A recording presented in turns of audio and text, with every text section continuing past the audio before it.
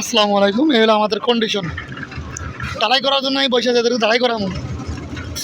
কি হয়েছে, কী করবেন? তারপরে কি আমারটা করবেন, ঢালাই করবেন? আসুন লাগবো না, আইসা তো আর মন করে করবেন না, ঢালাই করতে হইব। এরপরে কি আমার ঢালাই করবেন? কেন? ধান শেষ, তাহলে কেমন হইব? এখনো বলে এখন সিসি ঢালাই আছে। আল্লাহ দিবা স্যার, কালকে সকালে কখন, কোন সময়? না, কোন সময় করবেন? কালকে সকালে। আল্লাহ দিবা স্যার। চাইলাম রাইতে মধ্যে দিয়ে গেলাম।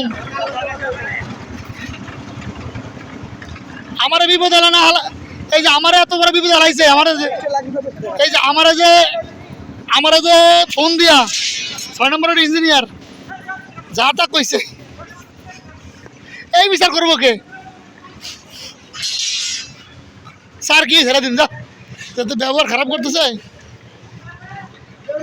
এইটা আমার হিসাবে 43 বছর ঢালাই লাগে, তো অলমোস্ট এখনো 40% বাকি আছে, 60% বাকি আছে, 40% হয়েছে, এখন 60% বাকি আছে।